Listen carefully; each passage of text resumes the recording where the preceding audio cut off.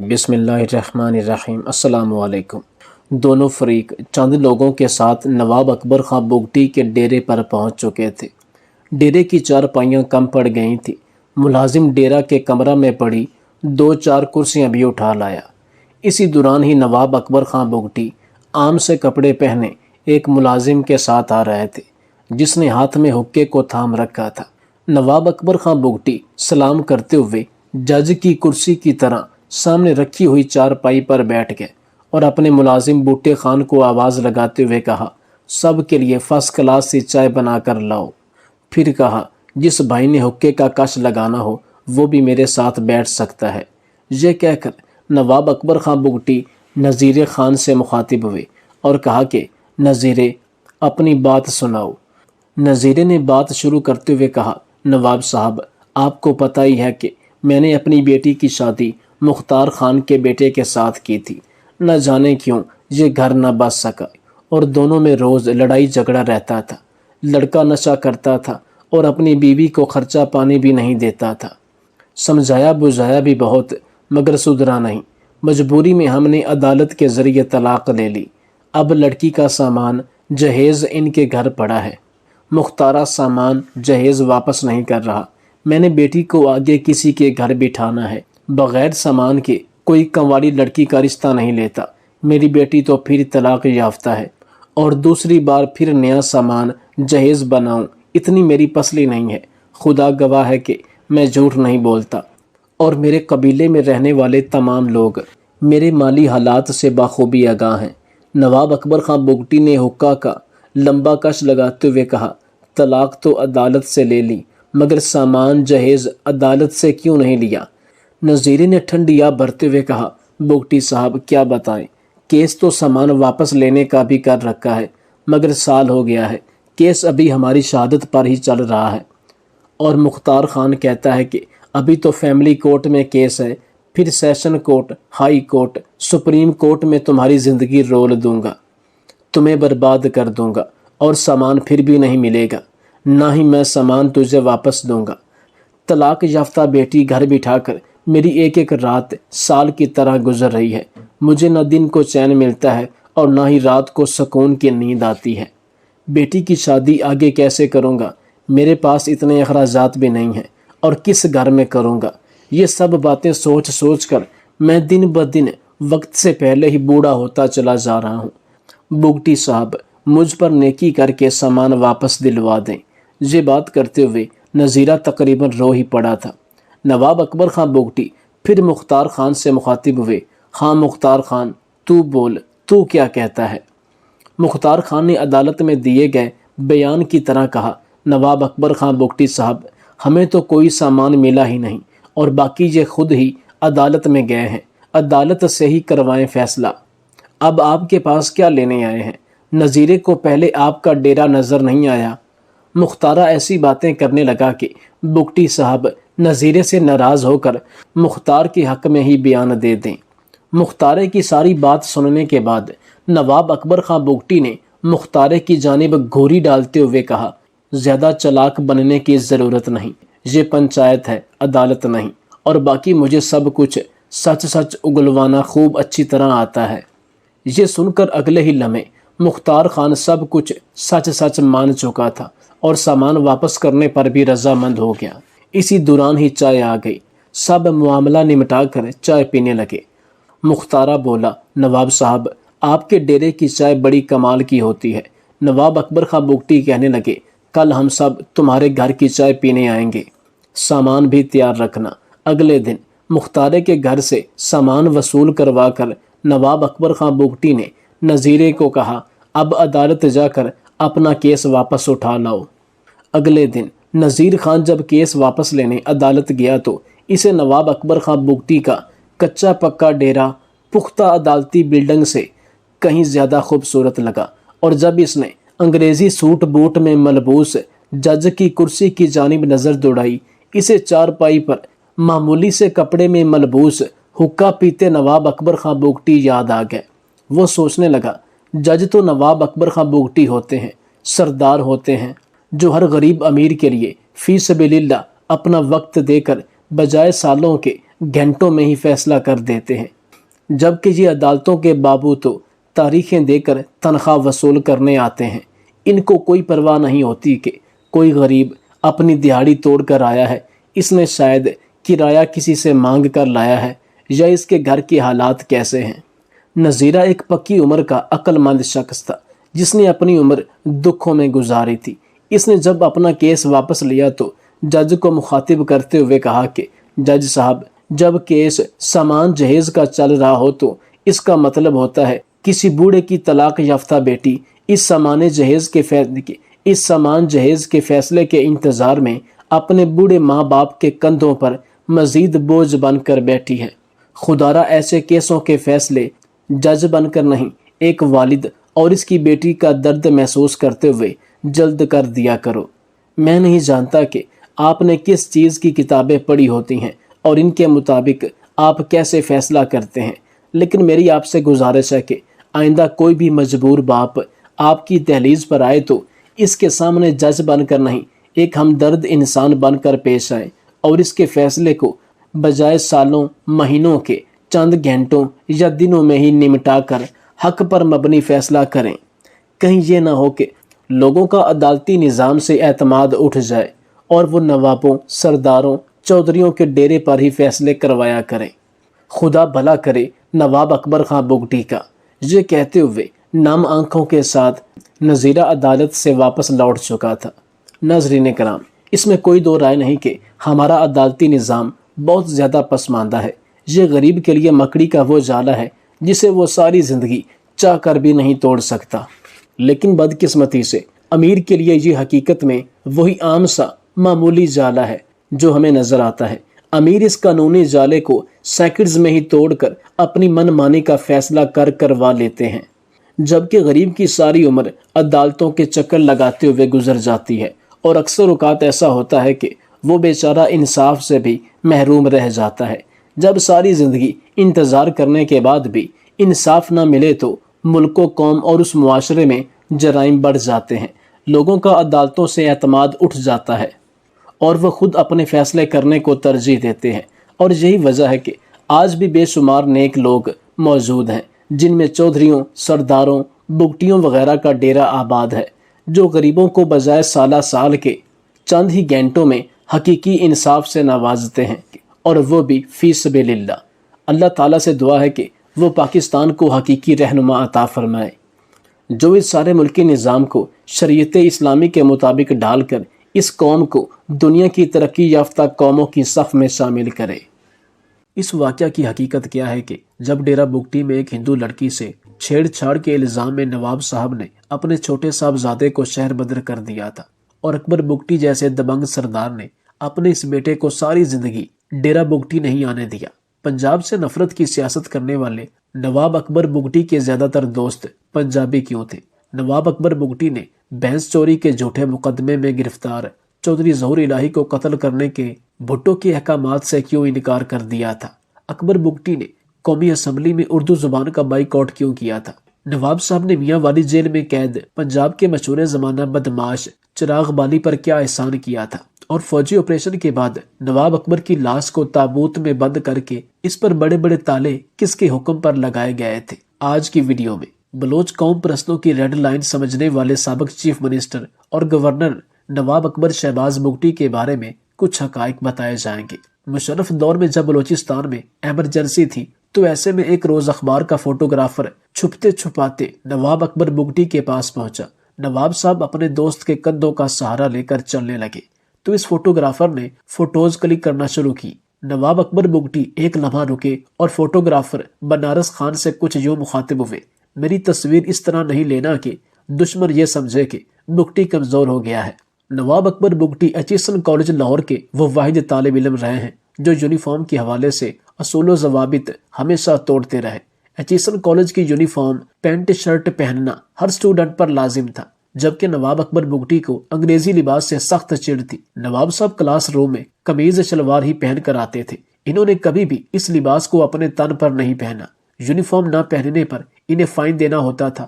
نواب اکبر بگٹی جتنا عرصہ بھی ایچیسن کالج میں پڑھے ہیں وہ جرمانہ ادا کرتے رہے، لیکن انہوں نے اپنے لباس پر کبھی کمپرومائز نہیں کیا۔ بہت سے صحافی اور سیاستدان جب بھی بیٹھتے ہیں، حتیٰ کہ نواب اکبر خان بگٹی کے دیگر کلاس فیلو اور دوست طالب علم ان کے اس یونیفارم نہ پہننے پر ضرور تبصرہ کرتے۔ ہر کسی کی اپنی رائے ہوتی تھی۔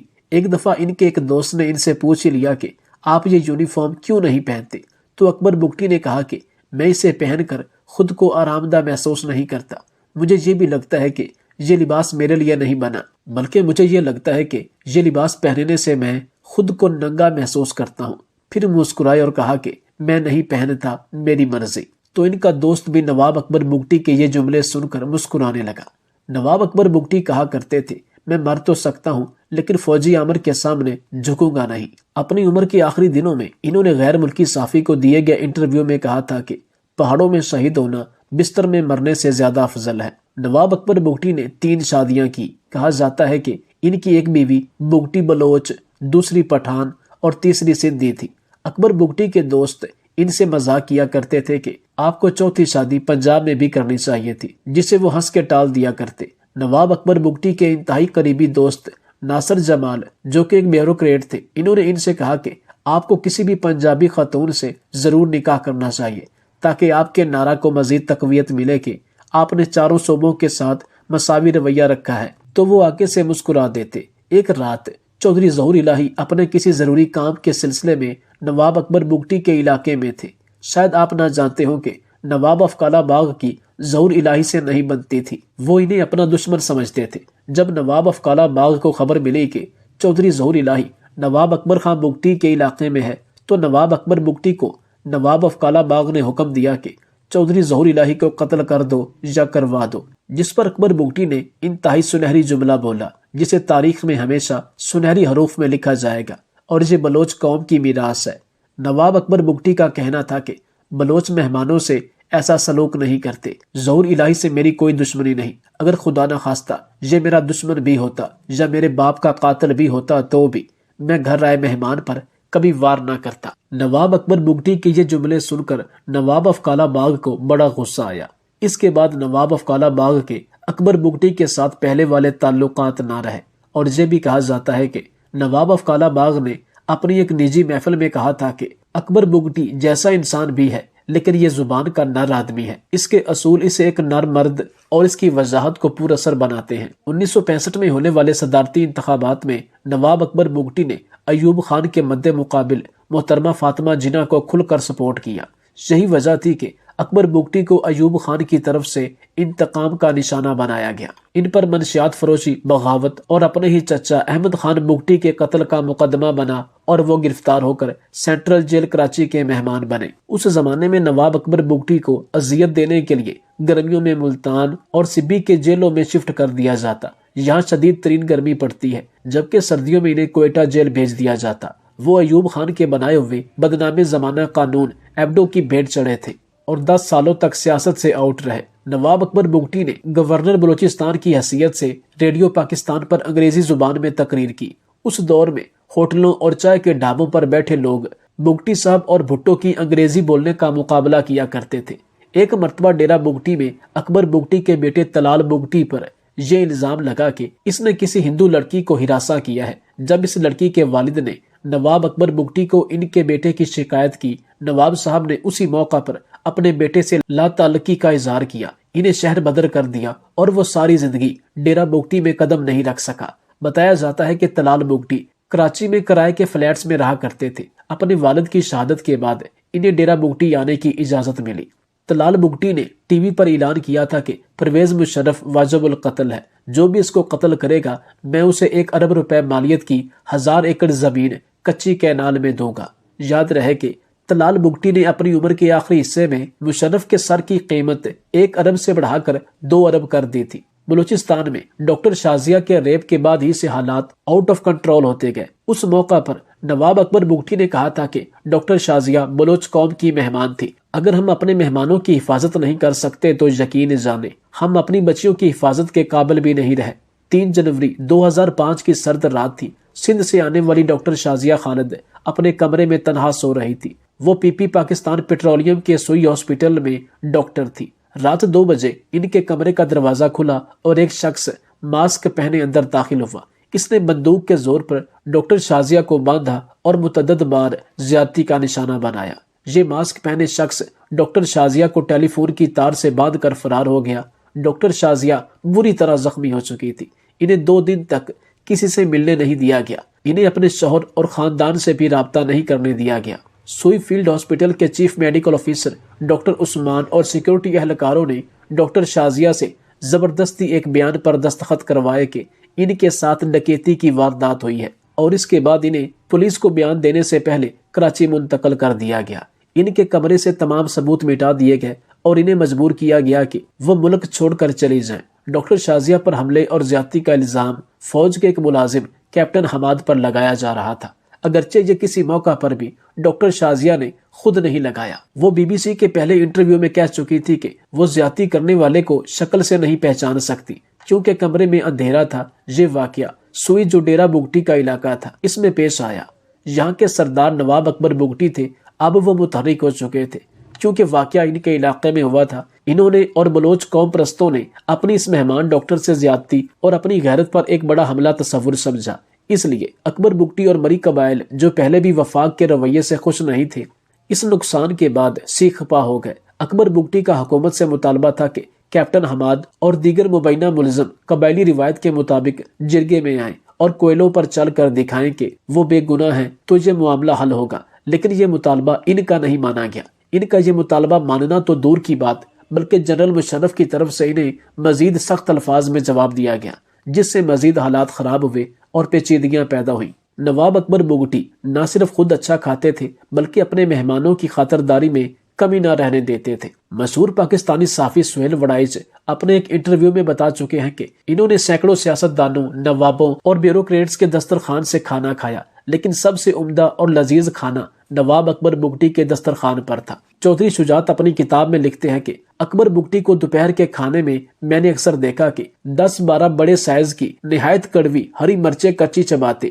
ایک دور تھا کہ ضلع خوشاب کے مشہور زمانہ بدماش چراغ بالی سے پورا پنجاب ڈرتا تھا۔ چراغ بالی کبھی ملکہ برطانیہ کی سیکورٹی ٹیم کا حصہ بھی رہا تھا، لیکن بعد میں اس نے یہ ملازمت چھوڑ دی تھی۔ بتایا جاتا ہے کہ چراغ بالی میاں والی جیل میں قید تھا، جہاں نواب اکبر بگٹی کی ان سے پہلی بار ملاقات ہوئی۔ نواب صاحب نے اس کی دلیری کے قصے سن رکھے تھے، دونوں اچھے دوست بن گئے۔ چراغ بالی نے نواب اکبر بگٹی سے درخواست کی کہ اس کا ایک ہی بیٹا زندہ بچا ہے، کسی بھی طرح کر کے آپ اسے پناہ دیں اور اپنے ساتھ ڈیرہ بگٹی لے جائیں۔ چند روز بعد نواب اکبر بگٹی کو رہائی ملی اور وہ چراغ بالی کے کمسن بیٹے ظفر کو ڈیرہ بگٹی اپنے گھر لے آئے۔ نواب صاحب ظفر کی اپنے بیٹوں کی طرح پرورش کرنے لگے۔ چراغ بالی پولیس مقابلے میں مار دیا گیا تو یہ خبر بھی نواب اکبر بگٹی نے ظفر کے جوان ہونے تک اس سے چھپائی تاکہ اس کے دل میں انتقام کی آگ نہ ابھرے، یا یہ کہ اس چھوٹی عمر میں یہ صدمہ یہ بچہ برداشت کر بھی سکتا ہے کہ نہیں، چونکہ یہ خبر اس پر بجلی بن کر گرجے گی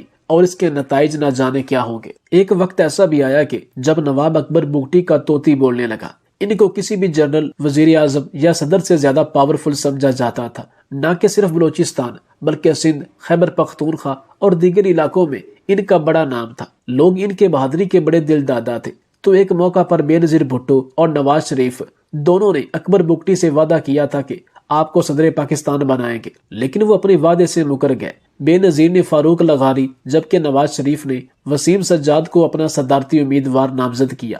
نواب اکبر بگٹی 1958 میں رکن قومی اسمبلی بنے تو پرائم منسٹر فیروز خان نون نے انہیں اپنی کابینہ میں شامل کرتے ہوئے نائب وزیر دفاع بنایا، جبکہ اکبر بگٹی کو وزارت داخلہ کا اہم ترین قلمدان بھی سونپا گیا۔ ان کی وزارت کے دوران ان کا سب سے بڑا کارنامہ اور کریڈٹس میں گوادر کے علاقے کو مسقط سے خرید کر پاکستان میں شامل کرانا تھا، جسے ایک اہم سنگ میل سمجھا جاتا ہے، اور یہ بھی کہا جاتا ہے کہ نواب اکبر بگٹی کے علاوہ شاید یہ کام کوئی دوسری سیاسی شخصیت نہ کر سکتی۔ اکبر بگٹی کی دیگر بلوچ سرداروں سے رشتہ داریاں تھیں۔ مشہور قوم پرست رہنما نواب خیر بخش مری اور نواب بگٹی ایک دوسرے کے سمدی تھے۔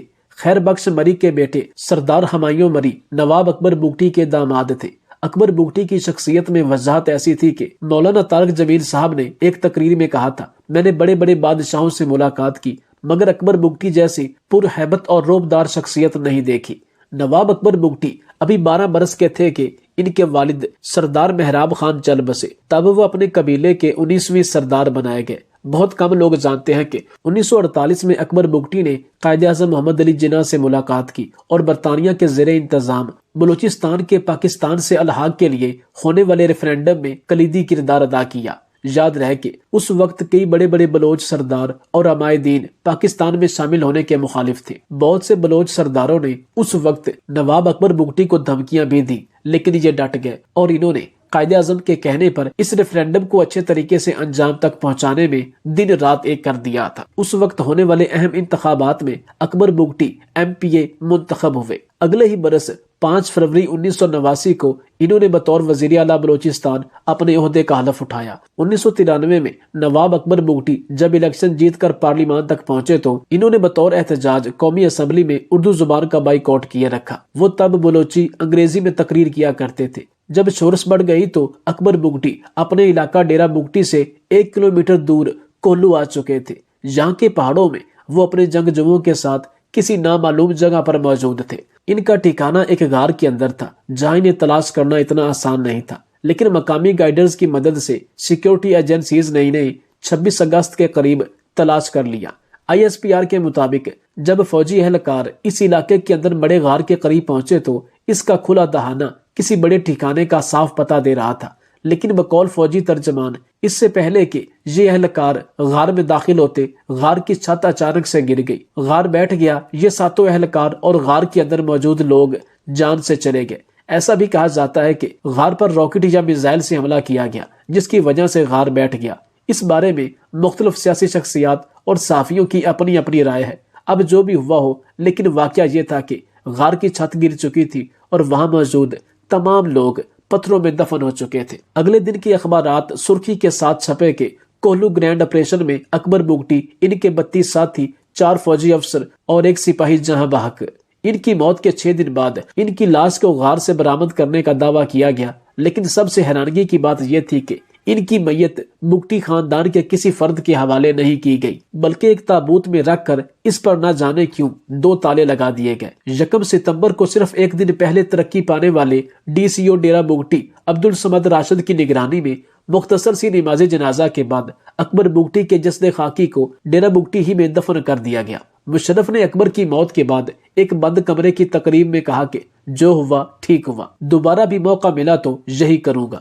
چودھری شجاعت حسین اپنی کتاب سچ تو یہ ہے میں لکھتے ہیں کہ اکبر بگٹی کے قتل کے اگلے روز میٹنگ میں جنرل ندیم اجاز نے صدر مشرف کو بتایا کہ کوئٹہ میں لوگ اکبر بگٹی کے قتل پر بہت خوش ہیں اور مٹھائیاں بانٹ رہے ہیں، ہمیں یقین ہے کہ نواب اکبر کے جنازے پر لوگ نہیں آئیں گے۔ اکبر بگٹی کے وفات کے روز جیل میں قید جاوید ہاشمی نے خط لکھا جو ان کی کتاب تختہ دار کے سائے تلے میں شامل ہے۔ جاوید ہاشمی نے لکھا کہ کاش آج اکبر بگٹی کی جگہ مجھے تابوت میں بند کر کے اس پر تالے لگا کر دفن کیا جا رہا ہوتا تو پاکستان کو اتنا نقصان نہ پہنچتا۔ اور اکبر بگٹی کی سیاسی جماعت جمہوری وطن پارٹی کے سربراہ ان کے پوتے نواب زادہ شاہ زین بگٹی ہیں۔